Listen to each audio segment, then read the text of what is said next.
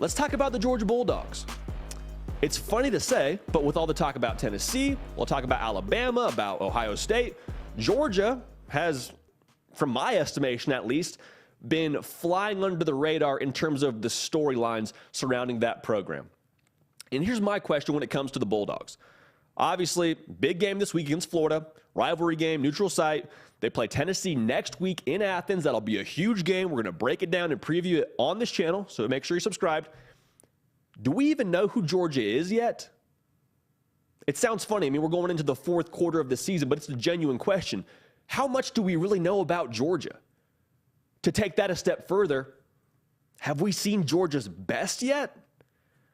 These are a couple of things that I think about when I'm up late at night because they've had injuries at some really crucial positions. Look at that receiving group. What was the conversation around Georgia heading into this year? Stetson Bennett, he's coming back for his 87th year of college football. Defense replacing some guys. We'll get to that in a second. But the receiver group, that was, I feel like, the talking point that everyone was looking at when it came to this football team. I mean, the receiver group, do they have an alpha that's going to step up and be that game breaker for them? We know Brock Bowers is a guy. We know Darnell Washington's a guy. Eric Gilbert, if he can get in the game and get to be a contributing factor consistently, that'd be huge for them.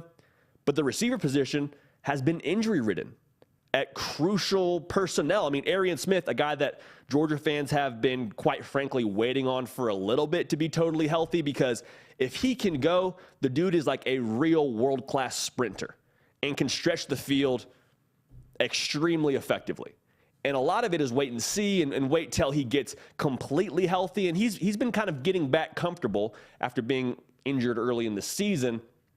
He's been banged up kind of the entirety of his time at Georgia. So there's still like some bated breath you're waiting on there. But perhaps as important, if not more importantly, A.D. Mitchell. He was the guy that a lot of Georgia fans looked at coming into this year and just said, that's our alpha. That's our guy, right? That's the guy that's going to take this next step and be the guy for us going forward. Well, unfortunately for him, unfortunately for this Georgia offense, he got hurt against Samford, and we haven't seen him really get back since. And Stetson Bennett, talking about how impactful it is to have A.D. Mitchell on the field, said it in a press conference this week. He went so far as to say that A.D. Mitchell is the best receiver in the country. I'm not here to talk about that. Stetson Bennett feels what Stetson Bennett feels. But if A.D. Mitchell's on the field for this program, it is evident that you get a more comfortable Stetson Bennett. And Stetson Bennett's been playing really good football. But just imagine how much more dangerous that would make this offense. Imagine what kind of element that would add to their whole attack, their whole operation. Because right now, Brock Bowers is their leading receiver. And I'm not even going to say he wouldn't be the leading receiver if A.D. Mitchell's on the field. I'm just saying you get much more diverse in how you can attack defenses. And that's a scary thing. So without A.D. Mitchell on the field, I don't even think this offense has reached their maximum effectiveness just yet. We'll leave that there.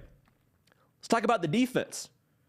We were talking a lot about how many guys they had to replace and guys they were going to have to lean on. One guy they were going to have to lean on, we were all convinced, Jalen Carter.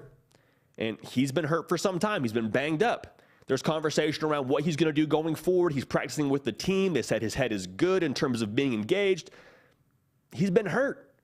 He's been hurt. You haven't had him on the field for you. And just to kind of elaborate on what that could be for Georgia, talking to people close to that program, they were pretty straight up. Without Jalen Carter on the field, you lose someone who could, quite frankly, change the complexion of a game. Because when Jalen Carter's out there, you have to at least think about double teaming him. And if you don't double team him, he could be a game wrecker for you. He could legitimately change the entire way that you add your back. Maybe you don't get to bring him out on a swing route. Maybe he has to stay in and help on Jalen Carter. You see what I'm saying here? The entire scheme around an offense attacking Georgia changes without Jalen Carter on the field. And so that's a big loss for them. On top of that, Smile Munden, Tresman Marshall, two guys that you talk about speed at the second level of your defense. You lose that. They can run sideline to sideline and be super effective in that way. And Georgia's been really solid defensively. Like, we're going to get to that in a second. They've been really great defensively. But to think that, hey, they could even be a step better, literally, maybe 2 steps better in terms of speed, having both those guys on the field, when they get back to full health, when they get back to full strength, it's a scary thought. And not having them, again, I just keep saying, do we know who Georgia really is yet? Because all of those guys I just mentioned, whether they're on the field and they're not totally healthy, whether they're off the field with an injury, the fact remains, some of those guys can make this team a whole lot better, which is, again, a scary thought. Second thing I want to beg the question, this Georgia defense is, on paper at least, breaking in 8 new starters. And before you get upset and come at me and say, well, hey, 8 new starters, those guys played last year, they've gotten reps, they've been in the game before, that's great. I'm cool with that. I understand that. That's still important. But to still have 8 new guys still trying to learn each other's tendencies and be cohesive on defense and get all on the same page completely, especially with those injuries baked in, I'm just saying I think there's a whole other level you can get to. Here's the metaphor I'll put to it. When you put on a pair of shoes, no matter how comfortable they are, Nike doesn't sponsor the show, so I'll be brief with this metaphor, but let's say you put on a nice pair of Nike running shoes. You can throw those bad boys on, you could probably go a couple miles, and it would feel good. You'd probably have a decent time. You would be able to get from point A to B effectively. Like, it would still work. But until you broke those things in, let's say you get, 8 weeks of running in with those, then at that point, it's like, okay, now we're broken in. I know what to expect.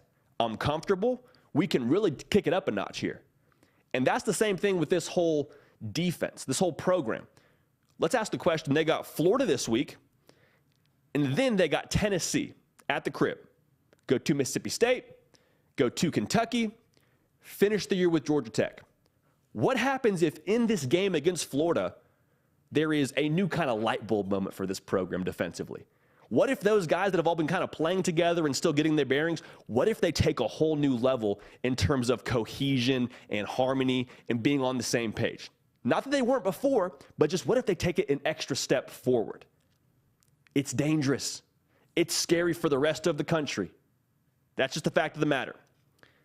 That's kind of the last thing I want to say about this program. Because we talk about the injuries and the fact they're still getting comfortable on defense, it feels like to me at least.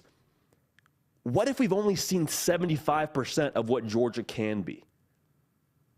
That's frightening because I'll read the numbers to you. Talk about wide receiver issues, right? And issues in quotation marks, first world problems at wide receiver. Still scoring 43 points a game. Good for 3rd in the country. 534 yards of offense. Good for 2nd in the country. And we were talking about the pass game, right? That's an issue, right? We got to be more explosive. Well, 8.9 yards a pass for Stetson Bennett. Number 11 in the country. Pass game seems like it's okay to me. If they get A.D. Mitchell back, if they get Arian Smith cooking and in the operation totally back comfortable, I don't know. I said, hey, you tell me. You tell me what that means for Georgia. Because Stetson Bennett said that's his guy. Stetson Bennett says that's the best receiver in the country. That's not yet back with us. Food for thought. The defense, still getting comfortable. Jalen Carter's not playing. Smile Munden's been banged up. Tresman Marshall been banged up. Not totally full strength, right? Yeah, well, they're still giving up like 11 points a game. 2nd in the country. 267 yards of offense total per game. Number 5 in the country. So, like, their problems, again, they're first world problems. They really are first world problems. But the conclusion is this thing could get scary for everybody else on the schedule that's left. If Georgia finds that next year and does what, quite frankly, great football teams do and play their best ball in November, and they mesh and they figure each other out and they get back healthy. We talk about throwing a punch all the time on this program in terms of a metaphorical sense. Georgia has been throwing a punch with a broken finger and haven't not really thrown a punch consistently with the same group. If they get to throw a full strength punch the rest of their schedule, all bets are off. I'll leave it at that. But I think there's a lot more left in the tank for the Georgia Bulldogs. Hey y'all, thanks so much for watching. Subscribe to the channel here to make sure you don't miss an episode of The Hard Count. Also be sure to check out other videos on the On3 YouTube channel.